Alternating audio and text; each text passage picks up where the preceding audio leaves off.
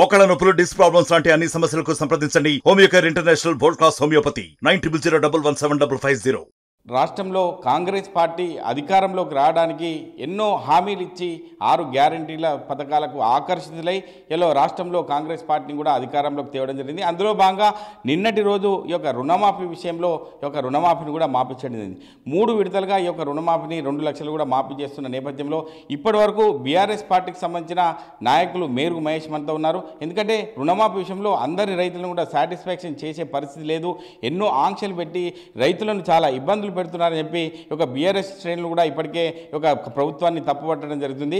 దానికి సంబంధించి బీఆర్ఎస్ రాష్ట్ర నాయకులు మేరుగు మహేష్ ఉన్నారు. చెప్పండి, ఒక రుణమాఫీ విషయంలో మీ యొక్క పరిస్థితి ఎలా ఉండబోతుంది? ఎందుకంటే రుణమాఫీ విషయంలో చాలా ఆంక్షలు పెట్టి రైతులను చాలా ఇబ్బందులు గురి చేస్తున్నారని చెప్పి తెలుస్తుంది. ఆ విషయంలో మీరు ఏం చెప్తారు? ఈరోజు రాష్ట్రంలో రుణమాఫీ అనేది ఈ యొక్క రుణమాఫీ ఒక ఫీలింగ్లో ప్రజలను ఆ రుణమాఫీ చేస్తున్నామన్నటువంటి ఫీలింగ్లో ఉంచుతున్నారు తప్ప నిజానికి పూర్తి స్థాయిలో ఎక్కడ రుణమాఫీ అనేది జరగడం లేదు.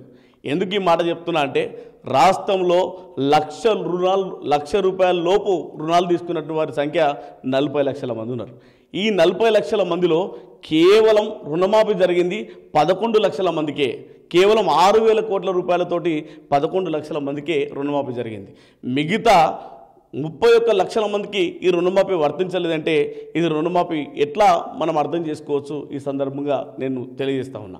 ఇంతేకాదు, ఇలా మా సిద్దిపేట జిల్లా విషయానికి వస్తే 1,00,000కు పైచీలకు రైతులుంటే కేవలం 53,137 మంది రైతులకు మాత్రమే ఈ రుణమాఫీ వర్తించింది. మిగతా ఒక 60,000 మందికి పైచీలకు ఈ రుణమాఫీ వర్తించలే. అంటే ఇది ఏం రుణమాఫీ? కేవలం ఇది ఒక రుణమాఫీ అని చెప్పేసి ప్రచారాలు మాత్రం గ్లోబల్స్లో చేస్తూ ఉన్నారు. ఇలా మనం ఏ పత్రిక చూసినా నిన్న ఒక హడావిడి జరిగింది. ఏకకాలంలో 2 లక్షల వరకు రుణమాఫీ అని చెప్పేసి అన్ని పత్రికలకు, అన్ని మీడియా ఛానళ్లకు ఇలా యాడ్లు ఇచ్చి రాష్ట్ర ప్రభుత్వం మరి రుణమాఫీ చేస్తున్నామని ఒక ప్రజలను తప్పుదోవ పట్టించే ప్రయత్నం చేసింది. కానీ ఇలా మొత్తం అంతా చూసినా కానీ కేవలము 11 లక్షల మందికే రుణమాఫీ జరగడం నిజంగా కూడా దురదృష్టకరం. దీని తరపున మేము ఎట్టి పరిస్థితుల్లో ఊరుకునే ప్రసక్తి లేదు.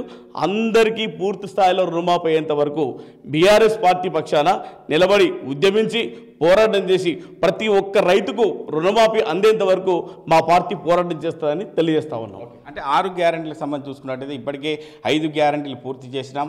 ఇంకొక గ్యారంటీ ఇప్పుడు రుణమాఫీ విషయంలో పెండింగ్లో ఉందని చెప్తున్నారు. గతంలో ఉన్నటువంటి ఒక 6 గ్యారంటీలు 5 గ్యారంటీలు పూర్తయినాయని అనుకోవచ్చా? ఎక్కడైనా అండి, ఒక 6 గ్యారంటీలు అంటే 13 హామీలు. 13 హామీలు అంటే 120 వాగ్దానాలు. మరి 120 వాగ్దానాలు పూర్తయితే 6 గ్యారంటీలు అమలైనట్లు లెక్క. మరి దీంట్లో వాళ్ళు చేసింది కేవలము 2 మాత్రమే. ఆ 2లో ఒక పథకంలో, ఒక గ్యారంటీలో ఒకటి మాత్రమే చేశారు. అదొక మహాలక్ష్మి అనేటువంటి పథకంలో ఒకటి బస్సు, ఉచిత బస్సు ఇచ్చారు. మరి అదేవిధంగా కరెంటు విషయానికి వస్తే కూడా 0 బిల్లు ఒకటి ఇచ్చారు. అంటే మొత్తం పూర్తి చేసినట్టు ఎట్లయితుంది? కాబట్టి 6 గ్యారంటీలు అమలు చేయడం అంటే రైతు రుణమాఫీతో పాటు 6 గ్యారంటీలు అమలు చేయడం అంటే 13 హామీలు నెరవేర్చడం. 13 హామీల్లో ఉన్నటువంటి 420 వాగ్దానాలను పూర్తి చేయడానికి చెప్పేసి ఈ రాష్ట్ర ప్రజలకు బాగా తెలుసు. అవన్నీ పూర్తయినప్పుడే ఈ రాష్ట్ర ప్రభుత్వం 6 గ్యారంటీలు అమలు చేస్తున్నట్టు చెప్పుకోవాలి. ఓకే, అంటే 0 బిల్లుకి సంబంధించి చూసుకున్నట్టయితే గతంలో సైట్ ఓపెన్ ఉండే ఇప్పటివరకు అప్లై చేసుకున్న పరిస్థితి ఉంది. ఇప్పుడు సైట్ ఓపెన్ కావాలి, ఓపెన్ అయిన తర్వాతనే అప్లై చేసుకునే పరిస్థితి ఉందని చెప్పి మనకు మున్సిపల్ అధికారులు కావచ్చు, సంబంధించిన అధికారులు చెప్తున్నారు. ఆ విషయంలో ప్రధానంగా మీరు ఏం డిమాండ్ చేస్తారు ప్రభుత్వాన్ని? రాష్ట్ర ప్రభుత్వానికి చిత్తశుద్ధి లేదు. ఎందుకు అంటే ఏదో మేము అమలు చేస్తున్నామని చెప్పేసి ఒక్కొక్కటి మాత్రమే, అంటే బయటికి ఒకలాగా చెప్పడం, నిజంగా అధికారికంగా జీవోల ద్వారా మరొకటి చేయడం, అంచెలు, షరతులు, రకరకాలమైనటువంటి ఇబ్బందులు పెడుతూ ప్రజలను తప్పుదోవ పట్టిస్తూ ఉన్నారు. దానిపైన కూడా చిత్తశుద్ధి లేదు. నిజంగా రాష్ట్ర ప్రభుత్వానికి కనుక చిత్తశుద్ధి ఉంటే 6 గ్యారంటీల్లో భాగంగా ఉచిత కరెంటు ఆ సైట్ ఎందుకు ఓపెన్ కాదండి? ఎంతో టెక్నీషియన్స్, ఇలా అంతే సాంకేతిక నైపుణ్యం కలిగినటువంటి రాష్ట్రం మన రాష్ట్రం, తెలంగాణ రాష్ట్రం. మరి అట్లాంటి రాష్ట్రం మరి పూర్తి చేసుకొని ఆ షరతులను పూర్తి చేసుకొని మరి చేయొచ్చు, కానీ చేయట్లేదు. కేవలం ఏంటి అంటే వాళ్ళకు ప్రచారం మాత్రమే కావాలి, ఆ అమల్లో చిత్తశుద్ధి లేదని అర్థమవుతా ఉన్నది. అంటే ప్రధానంగా కాంగ్రెస్ పార్టీకి సంబంధించిన ఒక నాయకులు హరీష్ రావు పైన ఒక ఇష్టం వచ్చిన రీతిలో మాట్లాడుతుంది. ఎందుకంటే రాజీనామా పత్రం దగ్గర పెట్టుకో హరీష్ రావు అని చెప్పి ప్రధానంగా ఆరోపిస్తారు. ఆ విషయంలో మీరు ఏం చెప్తారు? ఈరోజు రాష్ట్రంలో కాంగ్రెస్ పార్టీ అధికారంలోకి వచ్చి 7 నెలలు గడుస్తూ ఉన్నది. వాళ్ళే చెప్పినారు ఎన్నికలకు ముందు, మేము వచ్చిన 100 రోజుల లోపల 6 గ్యారంటీలను అమలు చేస్తాం, రైతు రుణమాఫీ చేస్తాం, 13 హామీలు నెరవేరుస్తాం, 420 వాగ్దానాలు నెరవేరుస్తామని చెప్పేసి మాయమాటలు చెప్పి మభ్యపెట్టి ప్రజల్లో ఓట్లు వేయించుకొని అధికారంలోకి వచ్చి కూడా 100 రోజులు కాదు కదా 7 నెలలు గడుస్తూ ఉన్నది. 7 నెలలు గడుస్తూ ఉన్నా ప్రజలకు కూడా ఏ ఒక్కరు కూడా సంక్షేమ పథకాలు లేవు, పెన్షన్లు సరైన సమయానికి అందడం లేదు, మరి రైతు బంధు లేదు, రైతు భరోసా లేదు, ఇంకోటి లేదు. ఇలా ఎట్టకేలకు రైతులకు ప్రజలకు రాష్ట్ర ప్రజలకు సంక్షేమ పథకాలు అందాలనేటువంటి ఒక సదుద్దేశంతో మా ప్రియతమ నేత గౌరవ మాజీ మంత్రులు స్థానిక సిద్దిపేట ఎమ్మెల్యే గారు హరీష్ రావు గారు ప్రభుత్వం పైన ఒత్తిడి తెచ్చేటువంటి దిశగా కాంగ్రెస్ ప్రభుత్వానికి సవాలు విసిరాడు. నిజంగా కూడా ఆయన రైతుల పట్ల ఒక కమిట్మెంట్ ఆయనకు తెలియదా? రాష్ట్రంలో ఇంతకుముందు ఆర్థిక మంత్రిగా కూడా పనిచేసిండు. ఇలా ఎట్లాంటి పరిస్థితి ఉంటుంది, ఏ సంక్షేమ పథకాలు అమలు చేయవచ్చు, పూర్తి అవగాహన ఉన్నటువంటి వ్యక్తి. రాష్ట్ర రాజకీయాల్లో 7-8 సార్లు గెలిచి పూర్తి విశ్లేషణపూర్వకంగా అవగాహన ఉన్నటువంటి వ్యక్తి. ఇలా కేవలం ప్రజల కోసం, ప్రజలకు సంక్షేమ పథకాలు అందించాలనేటువంటి లక్ష్యంతో ప్రభుత్వం పైన ఒత్తిడి తెచ్చేటందుకు మాత్రమే ఆయన ప్రయత్నం చేసిండు. కానీ ఇలా చిన్నోడు పెద్దోడు అసలు పనికిరానోళ్ళు సైతం ఇలా అవాకులు చెవాకులు పేలుతూ ఉన్నారు. నేను వాళ్ళందరికీ కూడా ఒకటే సమాధానం చెప్తా ఉన్నా, హరీష్ రావు గారి స్థాయి ఎక్కడ, మీ స్థాయి ఎక్కడ? ఎందుకంటే హరీష్ రావు గారు ఇలా పేదింటికి ఏ ఇంటికి పోయినా సిద్దిపేట నియోజకవర్గంలోనే కాదు తెలంగాణ రాష్ట్రంలో అటు ఉద్యమంలో కావచ్చు, ఇటు పరిపాలన 10 ఏళ్ల బీఆర్ఎస్ ప్రభుత్వంలో కావచ్చు, ఏ ఇంటికి పోయినా హరీష్ రావు గారు నా పెద్దన్న, నా తండ్రి, నా తోబుట్టు అనేటువంటి సందంగా ఇలా రాష్ట్ర ప్రజలు ఆదరించినటువంటి తీరు. ఎందుకు? ఆయన అట్లాంటి సేవలు అందించారు కాబట్టి. మరి అట్లా ఆయనను పట్టుకొని ఇలా అవాకులు చెవాకులు పేలుతూ ఉన్నారు. ఇది కరెక్ట్ కాదు. మీకు కూడా భవిష్యత్తులో మీకు పతనం ప్రారంభించేటువంటి దశగా మేము ముందుకెళ్తూ ఉంటాం. ఓకే, అంటే గ్యారంటీ కాలకు సంబంధించి కాంగ్రెస్ ప్రభుత్వం నేను పూర్తి చేస్తామని చెప్తుంది. బీఆర్ఎస్ పార్టీ మీరు ఇచ్చిన వాగ్దానాలు ఇప్పటివరకు పూర్తి కాలేదంటుంది. ఎవ్వి ఫుల్ఫిల్ చేయలేకపోతున్నారు అనుకోవచ్చు వీళ్ళు.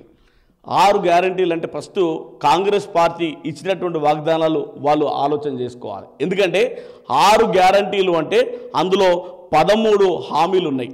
ఆ 13 హామీలలో 420 వాగ్దానాలు ఉన్నాయి. ఈ 420 వాగ్దానాలు పూర్తయినప్పుడే 6 గ్యారంటీలు అమలైనట్లు లెక్క. ఈ 6 గ్యారంటీలతో పాటు రుణమాఫీ జరగాలి. మరి ఇవి పూర్తి కావాలి. కానీ కేవలం ఈ కాంగ్రెస్ ప్రభుత్వం ఒక వాగ్దానంలో, మహాలక్ష్మి అనేటువంటి పథకంలో ఒక వాగ్దానంలో ఒక పాయింట్ ఉన్నటువంటి ఫ్రీ బస్సు మాత్రమే ఇచ్చారు. ఆ ఫ్రీ బస్సులో డిలక్స్కి లేదు, అవకాశం లేదు. ఆ బస్సు ఎక్కడ పడితే అక్కడ ఆపరు.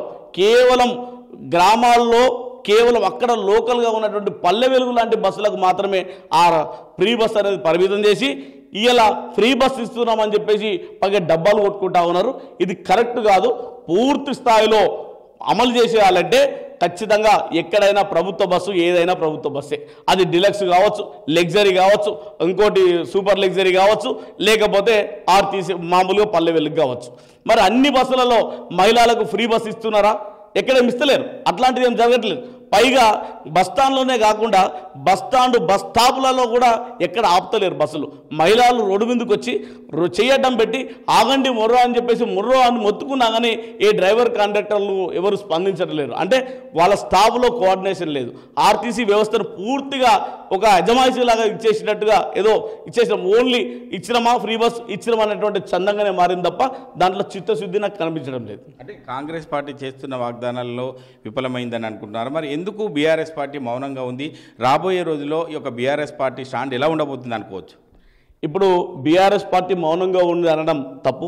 ఎందుకు ఈ మాట చెప్తున్నా అంటే, ఇలా రైతు రుణమాఫీ అని చెప్పేసి 2 లక్షల ఏకకాలంలో రుణమాఫీ చేస్తా అని చెప్పేసి ఇలా కాంగ్రెస్ ప్రభుత్వం ముందుకొస్తా ఉన్నది.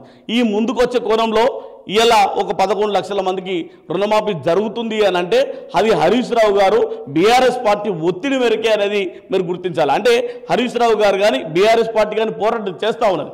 ఆ పోరాట ఫలితంగానే వాళ్ళ కదలిక అనేది ప్రారంభమైంది. మరి ఇదే కాదు, మొత్తం రాష్ట్రంలో ఉన్నటువంటి ఇందాక చెప్పినట్టుగా 31 లక్షల మందికి, మిగతా 31 లక్షల మందికి రుణమాఫీ వర్తించేంత వరకు, అన్ని సంక్షేమ పథకాలు ప్రజలందరికీ వర్తించేంత వరకు బీఆర్ఎస్ పార్టీ ఉద్యమ స్ఫూర్తితోటి పోరాటం చేసి ప్రతి సంక్షేమ ఫలితం అందేంత వరకు కూడా పూర్తి స్థాయిలో పోరాటం చేస్తాం. అంటే జిల్లా వ్యాప్తంగా చూసుకున్నట్టయితే 53,000 మంది రైతులకే ఈరోజు రుణమాఫీ చేయడం జరిగింది. కానీ 1,00,000 వరకు పైచీలుకున్న రైతులకు మోసం చేసే ప్రయత్నంలో కాంగ్రెస్ పార్టీ చేస్తుంది. ఏ పథకం చూసినా కూడా ఏదో నామమాత్రం చేసే విధానమే ఉంది కాంగ్రెస్ పార్టీది. కానీ ఇలా బీఆర్ఎస్ పార్టీ మౌనంగా ఉందని చెప్పి మీకు అవివేకం అని చెప్పి చెప్పుకోవచ్చు. ఎందుకంటే భవిష్యత్తులో ఈ యొక్క ప్రభుత్వం చేసే పనులను ఎండగడుతూ ముందుకెళ్తుందని చెప్పి బీఆర్ఎస్ పార్టీకి సంబంధించిన రాష్ట్ర నాయకులు మేరుగు మహేష్ చెప్తున్నారు. కెమెరామెన్ ఎల్లోర్తో మహేష్, RTV, సిద్దిపేట జిల్లా. మరిన్ని వీడియోస్ కోసం ఛానల్ ని సబ్స్క్రైబ్ చేయండి. లేటెస్ట్ అప్డేట్స్ కోసం వాట్సాప్ ఛానల్ ని ఫాలో చేయండి. అండ్ లింక్ డిస్క్రిప్షన్ లో ఉంది.